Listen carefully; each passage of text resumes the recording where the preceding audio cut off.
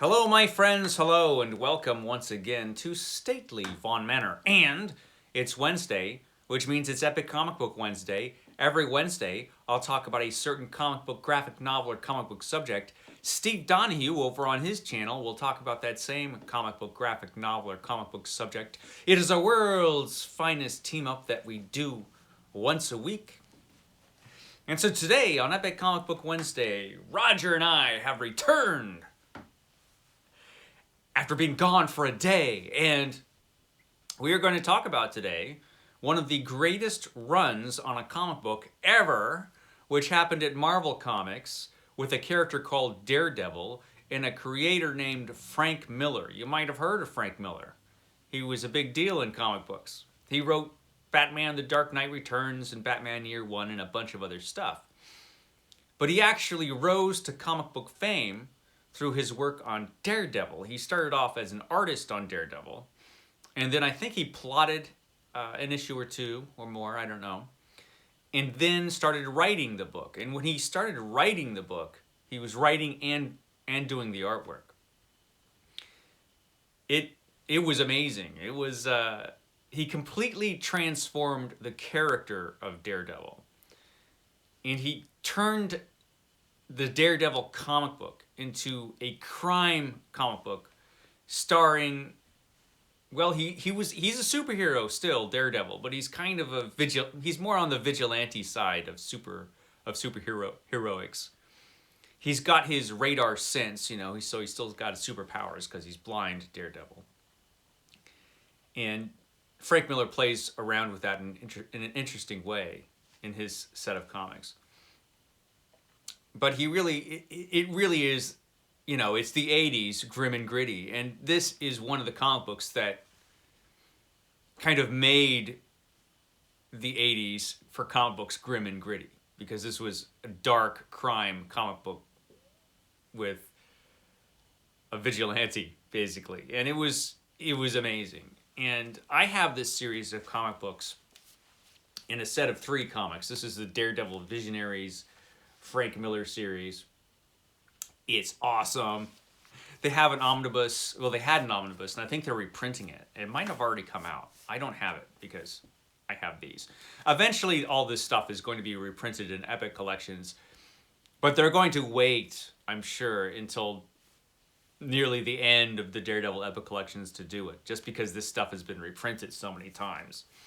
So this is the initial run of Daredevil that I'm talking about today. Frank Miller did come back to Daredevil a couple times.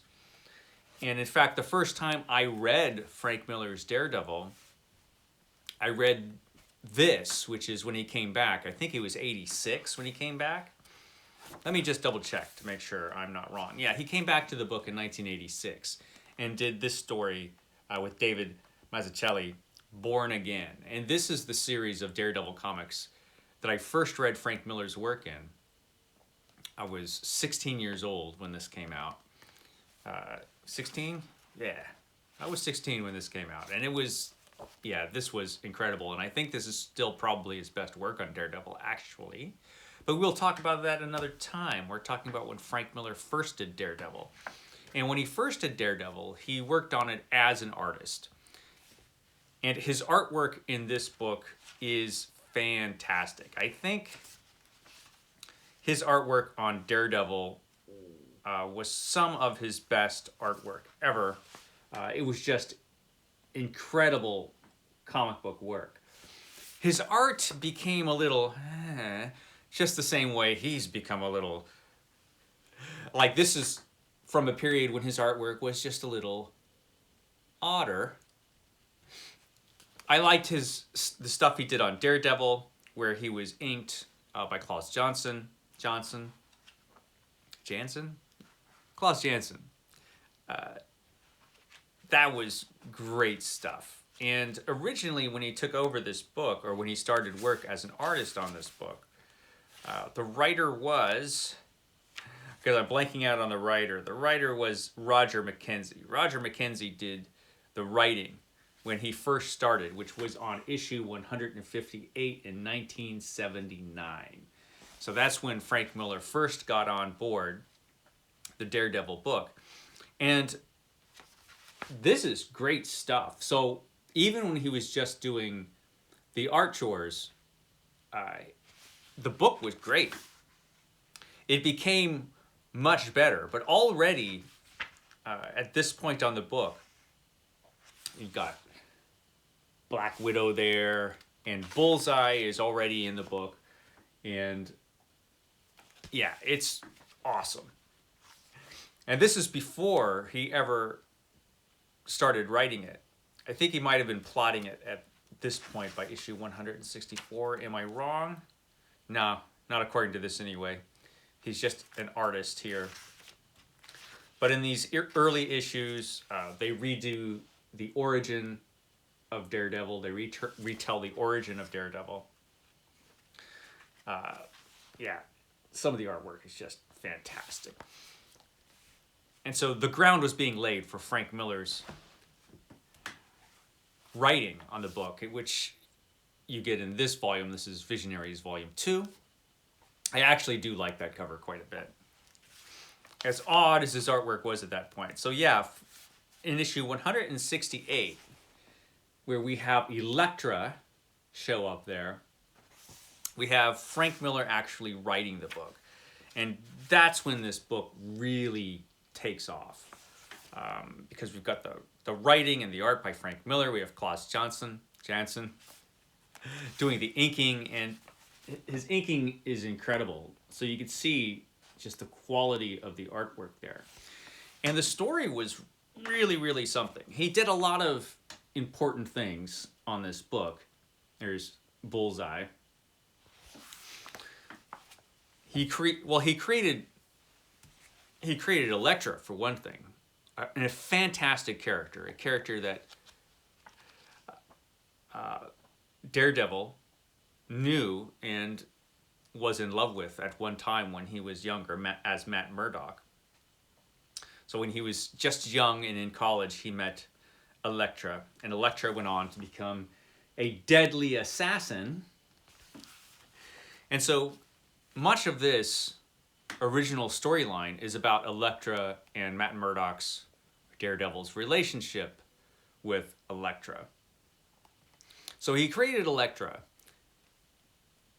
and the original storyline was just, the storyline in these books is just great. And like I said, he turned it from just being kind of a second string superhero comic into this really gritty, hardcore crime comic book.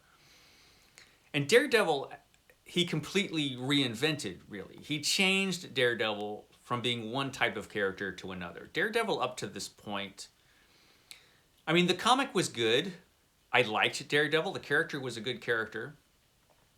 Interesting idea behind Daredevil, in that you have a character who is blind, who has to rely on his superpowers in order to sense anything around him. And so he lives in a very different kind of world than a lot of superheroes do, because he has certain limitations, but he also has these superpowers, which gives him, powers beyond normal human beings. So he's an interesting character to start off with. He's a lawyer. So he's more mature than, say, Peter Parker was. Although he's still kind of, his personality was kind of lighthearted, I guess you could say, particularly if you compare him to later on in Frank Miller's run, definitely. But he really was kind of a second-string superhero.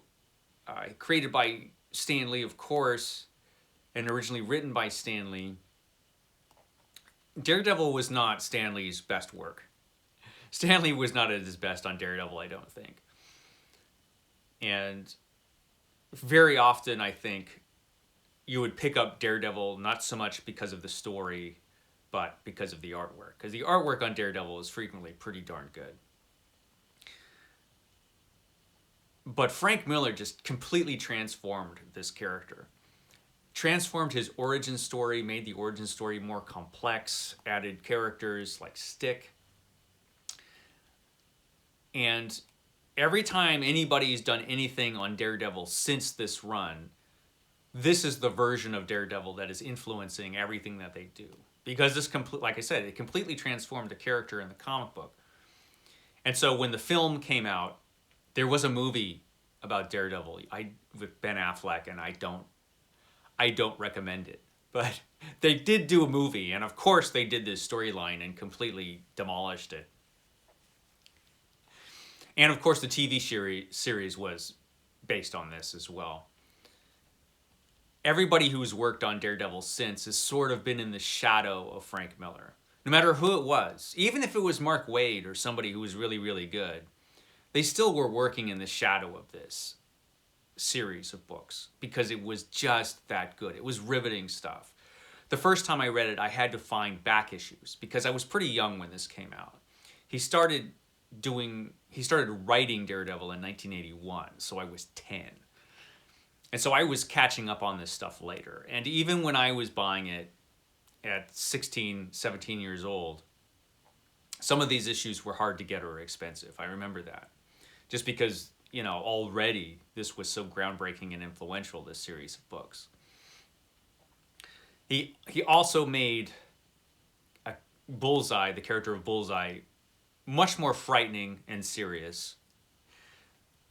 Bullseye became a villain that you didn't want to mess with, where he could kill you with anything. And they just, oh man, Bullseye in the movie, man. Oh, so bad. So, but great in the comic book. And also, Kingpin, who was a Spider-Man villain, becomes a major force to be reckoned with in the Daredevil comics. Lots of ninjas in here because, you know, it's the 80s and it's Frank Miller. And then we move on to the end of this. I hate to spoil things, but Elektra doesn't come to... Something bad happens to Elektra. You all know what it is, but let's pretend you don't, and I won't spoil it for you. Another really interesting cover from Frank Miller. And still the artwork is fantastic. And this, towards the end of his run, really awesome stuff. We start getting some other inkers after Claus Johnson. We get Terry Austin as an inker in this book. Fantastic. Just some great work art-wise in here. The story probably peaks in this book towards the end of it, but the whole time that Frank Miller did this book, it was great. It was great. I've had some problems with some of the stuff that Frank Miller did a little later in his career, but at this point, when he was on Daredevil, it was amazing. I mean, if you've never read this stuff, and if you're even sort of interested in comic books, you need to read it. You need to. I mean, it's like a necessity. It's essential that you read Frank Miller's Daredevil. It's incredible stuff. Hardcore crime, dark, gritty 1980s comics, which changed everything, really. It sort of pushed where you can go in a comic book in that direction. And it was amazing. So I probably will end up getting the omnibus. I was going to hold out for a while. I figure I have these trades. I'll just wait till it comes out in epic form because that's how I have all my Daredevil, except for the beginning of Daredevil. But I'm probably, who am I kidding? I'm going to get the the omnibus. Of course I am. Especially looking at this again and just remembering how great it was and how good he was, even with characters like Foggy and the supporting cast and the drama of the whole story. Amazing stuff. So that was my quick little video, which does not do this justice, of the initial run of Daredevil. I will, in the future here at Epic Comic Book Wednesday, talk about this one, Born Again. And he came back, what's that? Yes, he came back and he did an origin story, The Man Without Fear, which was pretty darn good as well.